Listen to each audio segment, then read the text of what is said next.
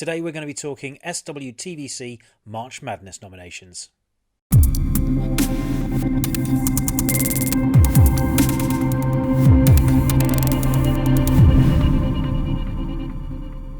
So here we are again. It's January, and that means time for us to get our nominations in for which characters we'd like to see appear in the Vintage Collection.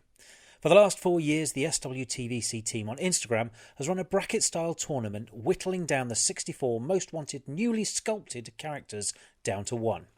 That part happens in March, but this month they're asking you, the collecting community, for your lists of the 25 newly sculpted characters you would most like to see made.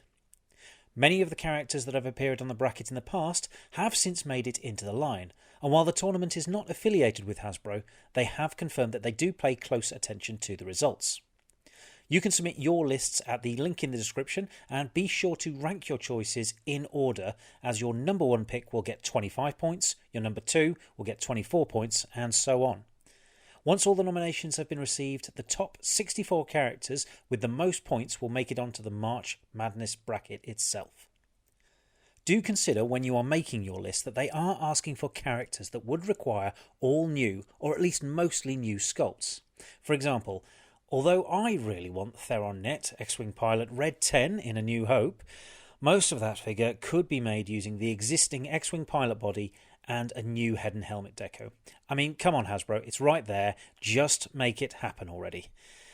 But I digress.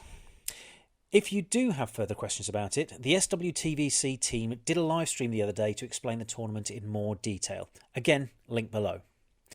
Now, let's take a closer look at who I will be nominating this year and maybe give you some inspiration for your lists. Kicking us off at number 25 is Bistan, the door gunner for my most wanted unmade figure. We'll get to them later, but Bistan has made an appearance in the line as a 5 POA figure already. I'd love to see Hasbro revisit him with a figure that can hold the door gun in a crouch position for that larger sized U-wing that we don't yet have. I don't care how we get him, but maybe if we do get a HasLab U-wing in future, that would be a good way to get that sort of an update. My number 24 pick is a Manaman. For a background character, this figure is okay. It has a reasonable sculpt. However, as one of the original 96 figures released by Kenner in 1985, we need an update of this green-skinned alien on a TVC cardback. A completely new, fully articulated sculpt would be great to go with that Jabba's throne room diagram we got last year. Maybe as a pack-in with an alcove? And hopefully Hasbro would do the right thing and pack him on a standard-sized card, not one of those ridiculous, oversized deluxe ones. Bodhi, Rook, cargo pilot, eh? Yes, Bodhi is my number 23 on my list. The 5 POA figure is not bad, and for the time being it's better to have something than nothing, but we know Hasbro can do much better. A new sculpt could also be used as a base for the Imperial scanning crew, and I'd like to see him come with removable goggles, his vest, and throw in that cable backpack that actually came with this figure, and I think we'd have a winner. In at number 22 is Baze Malbus. Now, Chirrut has been missing his best mate since 2020, so this one needs making fast, and is a prime example of Hasbro needing to complete the teams in a more timely manner. For this figure, his gun should be able to be held with 2 hands. The articulation on this one is minimal, and the paint job is pretty poor. This figure just doesn't cut it, and rumours that Baze is in the parking lot for TVC have gone rather quiet. Given most of the rest of the team are available super articulated, Baze is a must. My pick for number 21 is the Imperial Patrol Trooper. In 2017, Hasbro's 5 POA solo line had some good sculpts, but when you see what Hasbro did with the 6-inch version, you can't help but want that. I feel that pretty much all the troopers should have super articulation, especially as Hasbro will sell enough to army builders to make it worthwhile. Ideally, they will scale the Black Series 1 down to 3.75 inch and release this trooper and the speeder bike as soon as possible. Greef Karga, in his Guildmaster outfit, as I've coined it, or what he wore in Season 1, sits at number 20. The Season 2 version wasn't the best seller in the wave, but was a great figure and had an excellent likeness, and using that head on a new body would work really well. I'd pack him in with a Navarro Cantina booth to build out that diorama, especially as we need him for our Season 1 finale setups. Just nudging ahead of Grief is another Mandalorian Season 1 character, the client, Navarro, at number 19. He was an odd choice for the Black Series, as they don't usually bother with the background characters, but again, they've beaten TVC to the punch, and have a great representation of him. Given we have the Navarro Cantina, I hope we get some patrons like the client very soon.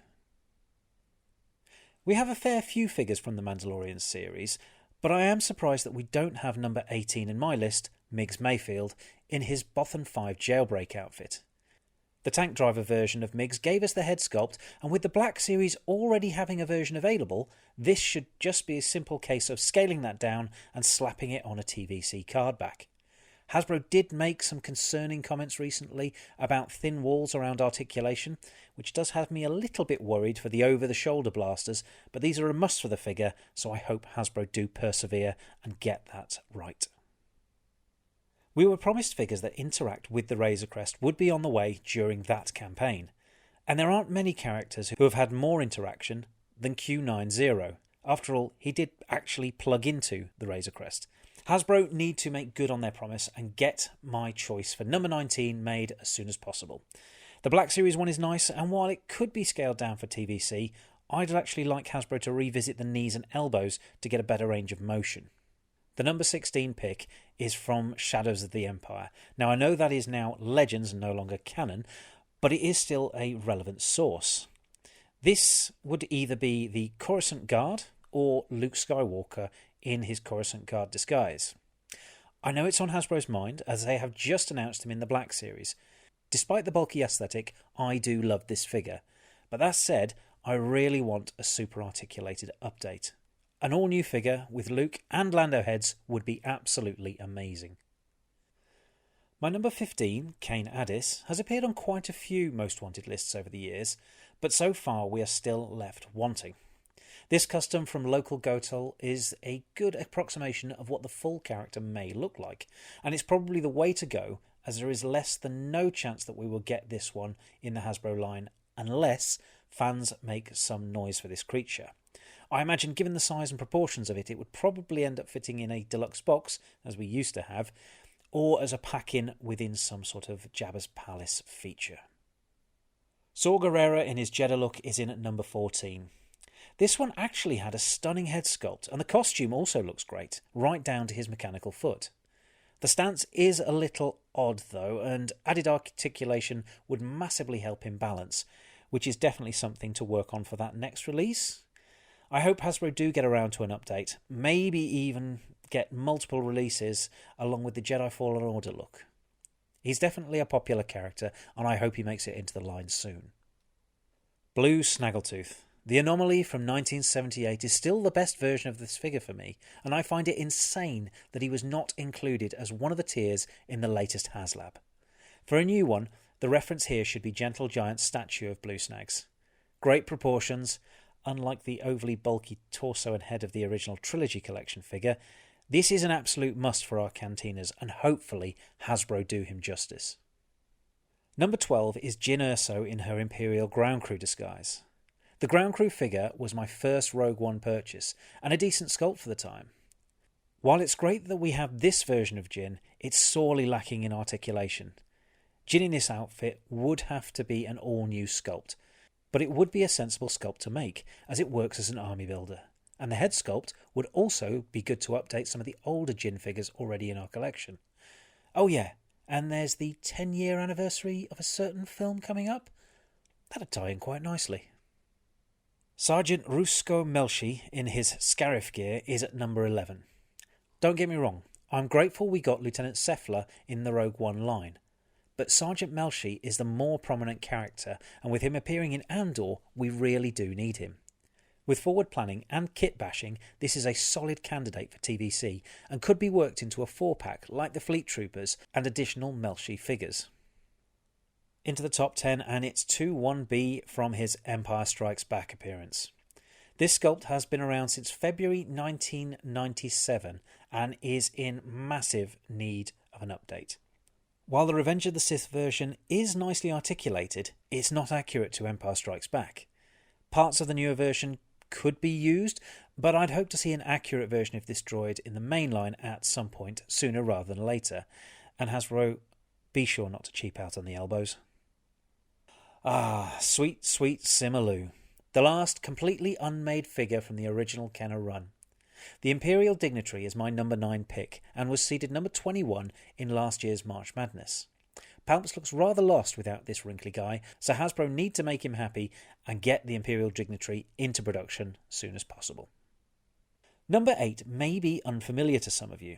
Scion, the unidentified mercenary pilot, was finally given a name in the 2023 book From a Certain Point of View, Return of the Jedi. We got a few of Jabba's forces shortly after the Barge HasLab campaign, but we're still missing half of the crew from the second skiff, and a new 3 or 4 pack would be a great way to get some more out. This figure, by Customs for the Kid, gives us a good idea of what Scion could look like. Number 7 is Yots Oren, another of Jabba's skiff guards, and the closest you'll get to any figure of this guy is a Sigma statue. There's some decent customs out there. Luke Skywalker's springs to mind, but for those of us not as gifted in the customizing department, Hasbro need to throw us a bone here. Vozek is in at number 6. Hasbro have made a few of Jabba's human guards more recently, with both Tame and Velkin being brought into the line. And if they need any inspiration, this excellent custom from Customs for the Kid is exactly what's needed. Vozek would do very well in a 3-pack with Giran and Malakili on vintage card backs, should they want a suitable way of releasing him. Down to the top 5 now, and Tam Posler is right up there. An interesting backstory, an amazing look that would be perfect in action figure form. Tam has an outfit that would work well for custom fodder and would also be used as an army builder with a bit of imagination. This custom from Adam Crone of AC Toy Design gives us an idea of what a TVC version could look like. Number 4 is Iden Versio, Inferno Squad Commander. Despite the microtransactions, Battlefront 2 was a great game, so it's a shame that there has been so little support in the Heritage scale. As the main character, Iden in her Inferno Squad outfit would give us a new pilot buck that could be used for other TIE pilots, and with a swappable head, we could get even more Iden variations down the road. It would also unlock the pilot body for troop builder packs, especially as Squadrons also gave us several characters that would work in those. I would credit the creator of this custom here, but I'm unable to find their details. The Shore Trooper is in at number 3. Okay, this may be a tough sell, but for me the Shore Trooper sculpt has aged out, and the articulation needs an overhaul. This trooper has elbows that don't even reach 90 degrees, and knees that don't even reach 120 degrees. No rocker ankles, no barbell hips, no barbell neck. To really perfect this trooper and enable them to kneel and aim more dynamically, all of this needs adding. With armour variation appearances of Grunt, Captain and Squad Leader in Rogue One, Imperial Remnant varieties in The Mandalorian, the deco for troopers stationed on Niamos in Andor, as well as the specialist and heavy variants in Battlefront and the Mortar Trooper from Star Wars Legion, Hasbro can get plenty of mileage out of a new sculpt. And let's face it, it's a fantastic costume. While he tops many people's lists, Dryden Voss just gets pipped to the post and lands at number 2. Dryden was the main bad guy in a major film release. He made it into every March Madness bracket since its inception, and is clearly a very popular choice. He could be scaled down from the Black Series version, and if Hasbro ensure there's a coaxium vial included with him, they'll have an absolute winner. Do it for Dryden. And finally, number 1 is Lauren Joma, the U-Wing pilot from Rogue One. We do have a U-Wing, yes, I know it's underscaled, and I get why Hasbro gave us Cassian with it, but an actual pilot would have been a better choice. My most wanted character, Lauren, would be perfect, given that she had lines in the film and looked damn cool speaking them. Maybe Hasbro are holding out, waiting for a correctly scaled ship to pack her in with. But either way, tooling for her would open up several other characters for some troop builder packs. It isn't too late to put Lauren on your March Madness list, even if you've already submitted it. You can change it, should you wish. Just a suggestion. So there you go, my top 25 most wanted vintage collection figures, and given the quality of the figures Hasbro have been producing lately, I would love to see all of them make it into the line. But it's not all about me, so be sure to submit your list on the Google form link below, and do so before 11:59 PM Eastern Time on Friday the 31st of January. If you've enjoyed this video, please do click the like button and subscribe for future content. Until next time.